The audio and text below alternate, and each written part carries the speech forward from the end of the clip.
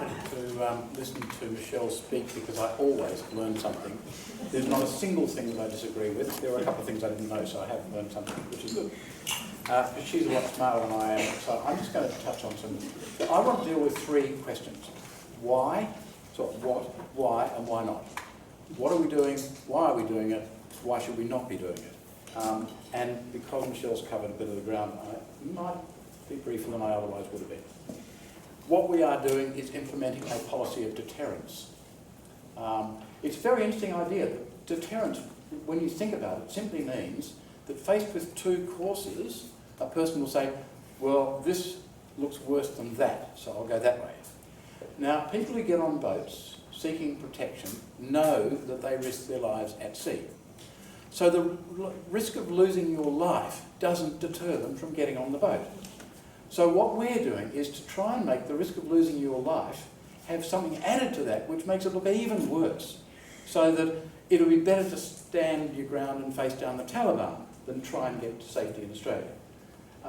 You really have to wonder whether the logic of deterrence is something that we should embrace as a nation.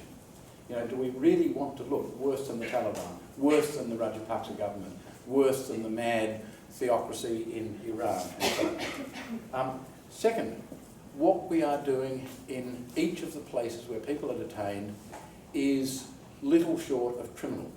Christmas Island, let's take that for an example. You've already heard, you've read what Julian Triggs has seen in her recent survey of what's happening at Christmas Island. Children who, when asked their names, respond with their camp number. Children who are going mad because they're not being educated and have no way of filling their days. When people arrive on a boat in Christmas Island, typically they have not had any opportunity to wash for the last 5 or 6 or 7 days, depending how long the voyage was. Typically, they're in a wretched physical condition because most of them are not accustomed to the ocean at all, and certainly most of them have experienced a pretty rough voyage. Many of them have not had enough to eat or drink, so they are feeling terrible when they arrive. I've spoken to doctors who work on Christmas Island who tell me of the physical conditions of these people. They are typically wearing clothes that are coated in human excrement because they have not had any real opportunity to clean themselves up. They are not allowed to change before they are interrogated about their reason for being there. So they start in a position of intense humiliation. If they have any medical devices at all, they are confiscated and not returned. Spectacles, hearing aids, prosthetic limbs and the like are all taken from them and not returned. If they have any medications on them, those are confiscated and not returned. And one person has a job of standing all day popping pills out of blister packs into a bin so that those pills can then be destroyed. If they have any medical documentation, that is taken and not returned. That means that people with medical conditions that need continuing treatment do not have access to their medication, and it's extremely difficult for the doctors to find out what the person needs in order to deal with any continuing medical problems they might present with. An interesting illustration of that, Julian Triggs told me not so long ago. A man she saw on Christmas Island appeared psychotic, and he was obviously having terrible migraine headaches, but he seemed extremely odd. It turned out that he's nearly blind, his spectacles had been taken from him, and he'd been getting around on Christmas Island unable to see. And that was causing migraine headaches, and that was driving him crazy.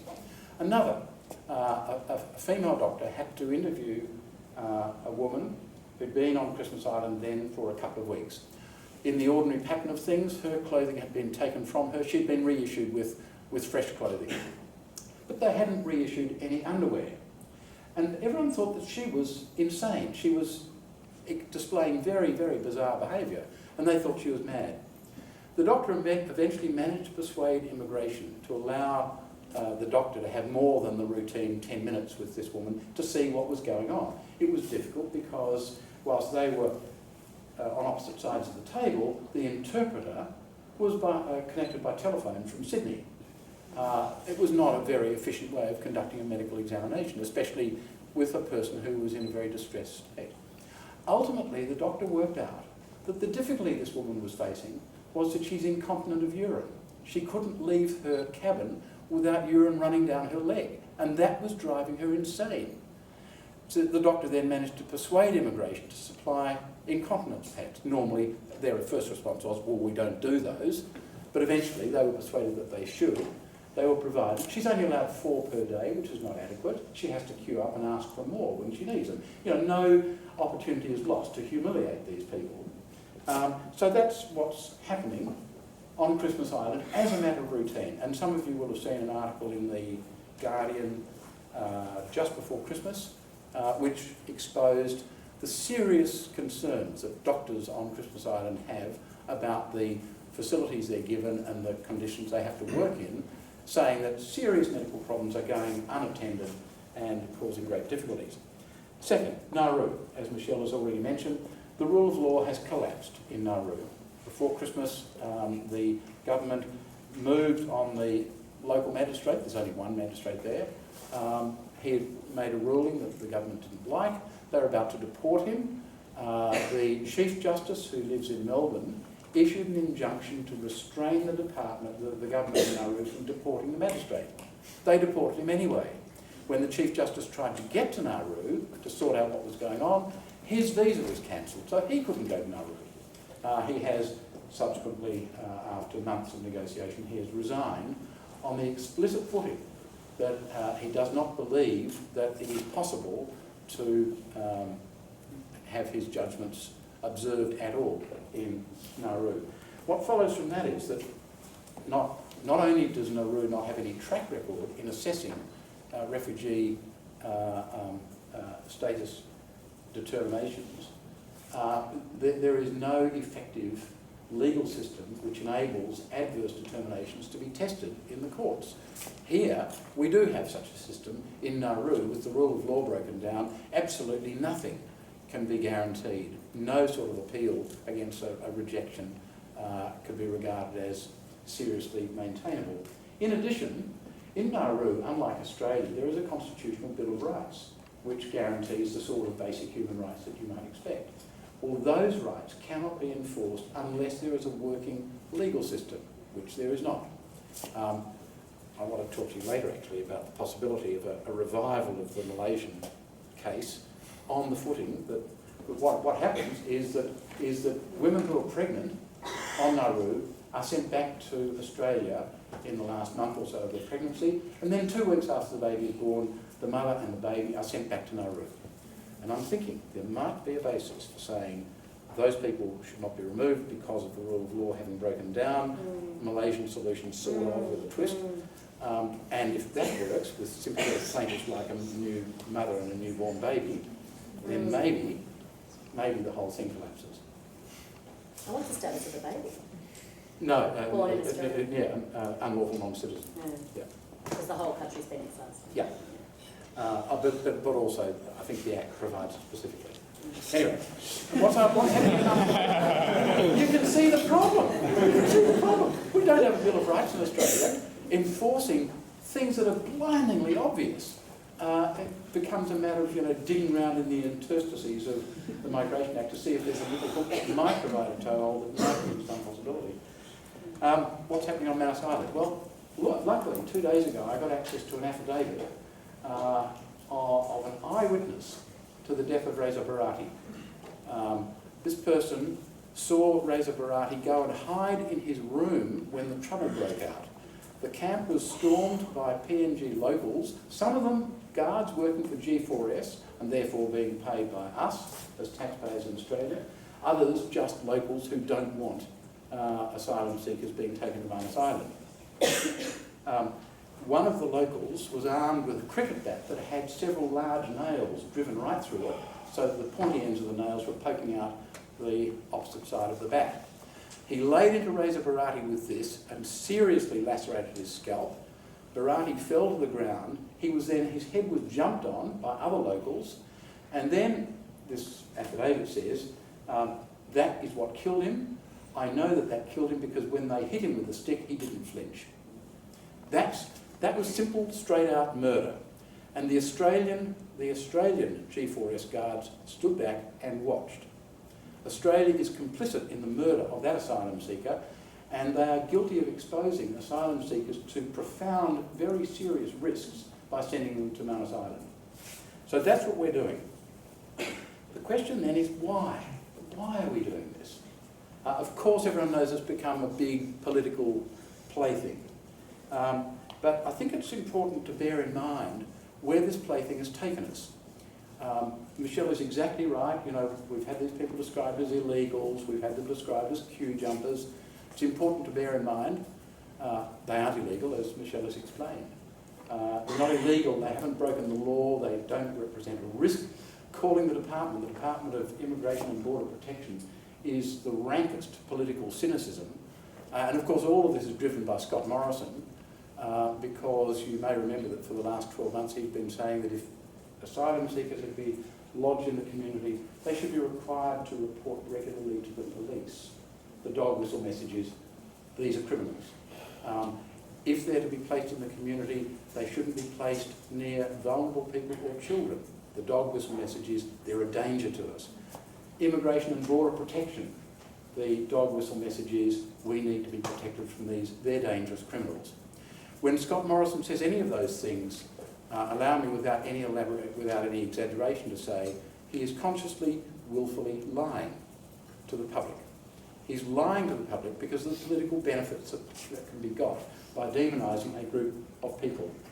And that came to its full ugly flowering in the lead up to the September 7 election last year, when for the first time in Australia's political history, we saw the unedifying spectacle of both major parties trying to outpromise each other in their cruelty, the cruelty they would show to a specific group of human beings.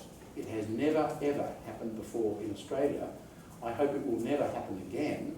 It is the clearest echo of what we saw in Germany in the 1930s.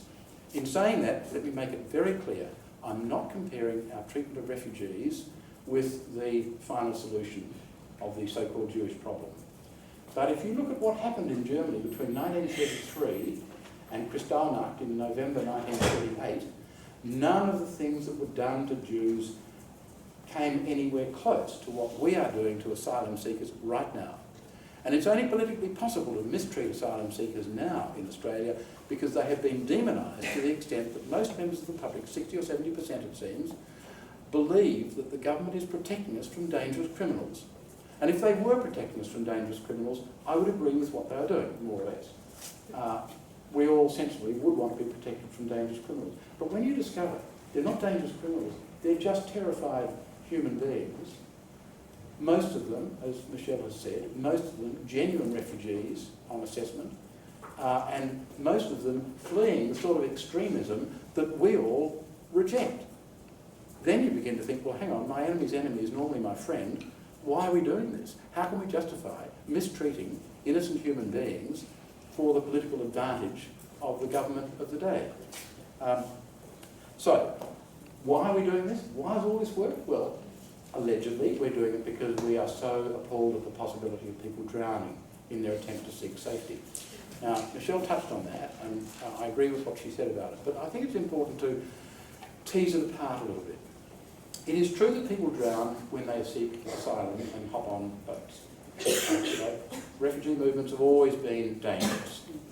But when you think about it, the reason they take that risk is because they think it's better to take the risk than to stand their ground and face the possibility of being gunned down in the streets of Quetta or Kabul or disappeared somewhere in the streets in Sri Lanka and so on.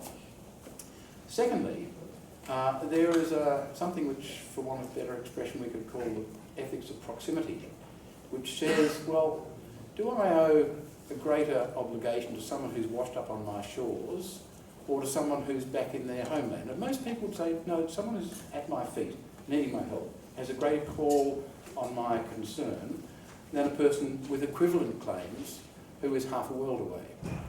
Now, what follows from that is that whilst we can legitimately be concerned and distressed at the sight of people drowning as they attempt to seek safety here, if they stay back where they are and are killed, they're still dead. And that probably explains why for them it seems rational to risk their lives at sea. And what we do is utterly irrational, because what we do is we wait until they've survived the perils of the voyage, and once they arrive safely, we then mistreat them. And we mistreat them, the survivors, not to protect them, because they're already safe from the risk of drowning. We mistreat them so that other people would rather stay in Quetta or Kabul and face the Taliban than risk facing Australia. That's what the policy of deterrence is all about. I also don't believe the politicians when they express their concerns about people drowning. And the reason for that is fairly easy. Some of you will remember that the present government, while in opposition, campaigned on a policy that they would reintroduce temporary protection visas. Temporary protection visas have two characteristics which are peculiarly unpleasant. One is that the person's refugee protection is for only 3 years. After the end of 3 years, they have to prove again that they're still a refugee. So they never actually get a chance to feel as though they're putting down roots. Here they're simply marking time until the first 3 years is up. Second, worse, is a condition that denies them family reunion.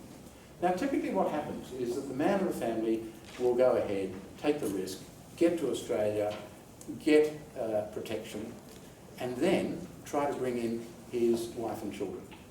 Family reunion is probably one of the most fundamental, obvious, understandable human instincts imaginable. So when you deny them family reunion, the only way they can get back together is by the family, the women and the children, using people smugglers and getting on a boat. And on the 19th of October 2001, the CivX sank on its way to Australia. 353 people, mostly women and children, drowned as a result of that sinking, and most of the people who drowned had menfolk in Australia living on temporary protection visas. Now, Abbott can't have it both ways.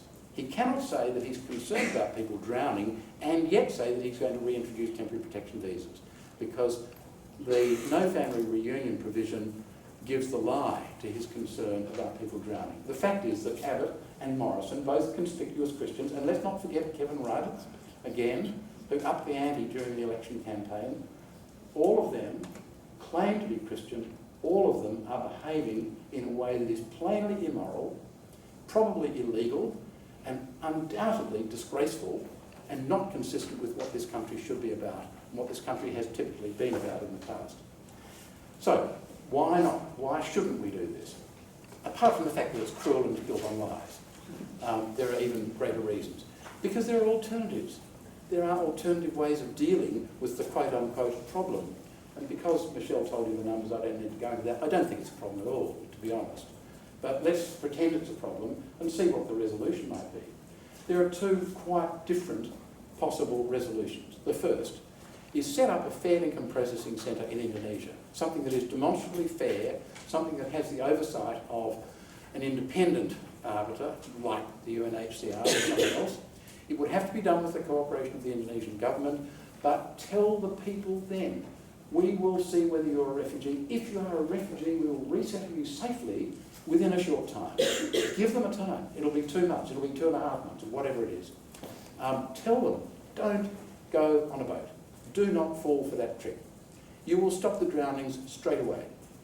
Second, if we decide that the ocean is after all quite a convenient moat, a filter, that filters out all but the most courageous, then if they come into Australia, instead of sending them off to Nauru or Manus Island at incredible expense, what about having them into detention if you must detain them initially? I don't agree with open borders, so let's pretend we have to detain them for a bit. Cap it at 1 month for preliminary health and security checks. Then release them into the community on an interim visa with a few important conditions. First, they're allowed to work. They're allowed the dignity of doing what they can. Second, they're allowed access to central income Medicare benefits, just like actual human beings that live in the community already. Third, they must remain in touch with the department so they can't just disappear into the community. Fourth, crucially, until their refugee status is determined, they must live in a specified regional area. Now, let us pretend that the 2012 figure became the standard. It was a spike, it hasn't been repeated, but let's pretend it became the standard annual intake. And let's pretend that every single asylum seeker who came here by boat stayed on full Centrelink benefits for the entire time. Also highly unlikely, but let's pretend. The cost of that to the community would be about $500 million a year. All of that money would be spent in the economies of regional areas of Australia which are suffering because they've lost population. There's an irony. So that would be spent on accommodation, food, clothing. It would actually be to the tremendous advantage of the regional areas where they are settled for the time being. The alternative is we keep on doing what we're doing and it costs about $4 billion a year. Okay, we can save $3.5 billion a year instead of throwing it at Manus Island where people are murdered or Nauru where there's no legal system. We could save $3.5 billion a year by the simple expedient of saying, go to a regional area, stay there until your process is finished, and after that you can go where you like. Unless you fail, in which case you've got to leave. Maybe if we need a political sweetener, and it seems to be that's the way it works in Australia, maybe you could take $1 billion a year out of the savings and use that for construction of public housing for homeless Australians. That might work quite well. Oh, you could cancel everyone's HECS debts. That would probably be Sarah Hanson-Young did the figures once for me, and she said that if we did this for a couple of years, you could in fact cancel all the HECS debts in the country. You would be able to avoid the education cuts. That might be sensible because there's a lot of fuck-awful stupidity going on. That's why we shouldn't be doing what we're doing, apart from the blindingly obvious fact that it's indecent. It is not what Australia is about. If a person's conduct defines their character, so does a nation's conduct. We like to imagine ourselves as being generous, fun-loving, bronzed Aussies, but in fact from overseas now we're seen as cruel, selfish and spoiled. I don't think that's the way the country ought to be. We really, really can do better. Thank you.